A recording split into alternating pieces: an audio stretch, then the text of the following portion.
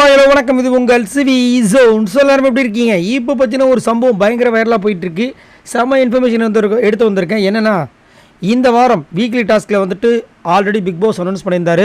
என்னென்னா, பெஸ்ட்டாக வரவங்களுக்கு ஒரு நாமினேஷன் ஃப்ரீ பாஸ், ஒஸ்ட்டாக வரவங்களுக்கு வந்துட்டு டைரக்ட் நாமினேஷன் அப்படின்ற விஷயங்கள். அதாவது லேபர் ஸ்ட்ரீமில் இருக்கிறவங்களுக்கு, ஒஸ்ட்டுன்னு கிடையாது, லேபர் ஸ்ட்ரீமில் இருக்கிறவங்கள ஒருத்தருக்கு வந்துட்டு டைரக்ட் நாமினேஷன், அவங்க வந்து டைரெக்டாக நாமினேட் செய்யப்படுவார்.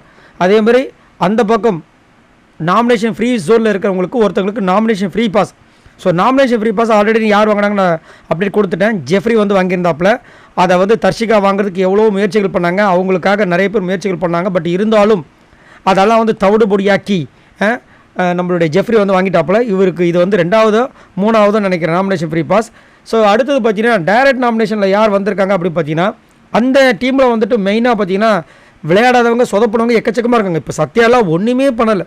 சத்யா, ரஞ்சித் சார் இவங்களாம் அப்படி என்ன பண்ணாங்க, என்ன கிழிச்சாங்கன்னு சத்தியமாக எனக்கு ஒன்றுமே புரியல. பவித்ரா அந்த பக்கம் இருக்கும்போது, லேபர் டீமில் இருக்கும்போது என்ன பண்ணாங்க, ஒன்றுமே பண்ணல. ரயானே அப்படி என்ன பண்ணார்? இவங்களெல்லாம் விட்டுட்டு எல்லாம் பிளான். ஆக்சுவலாக வந்துட்டு கோவா கேங் வந்து முதல்ல பிளான் பண்ணிட்டாங்க.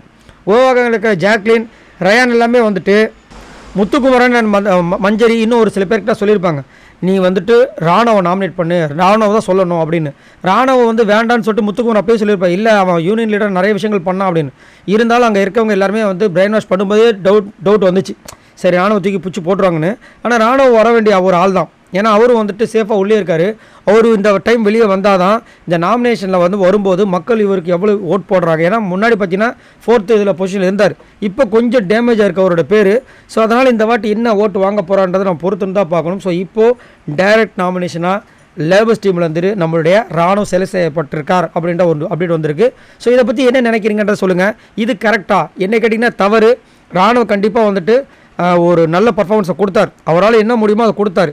அதே மாதிரி வந்துட்டு இதில் வர வேண்டிய ஆள் என்ன கேட்டிங்கன்னா, ரயானா இருக்கலாம், இல்லை ரஞ்சித் சாராக இருக்கலாம், இல்லை சத்யாவாக இருக்கலாம், இல்லை பவித்ரா கூட சொல்லியிருக்கலாம். பட் அன்ஃபார்ச்சுனேட்லி இப்போ அது வந்து ராணுவமாக இருக்குது. ஸோ உங்களோட கருத்தை சொல்லுங்கள். இந்த மாதிரி சுட அப்டேட்ஸ் உங்களுக்காக காத்துட்டு மறக்காம நம்மளோட சேனலை சப்ஸ்கிரைப் பண்ணுங்கள் மக்களே. பாய் நண்பர்களே.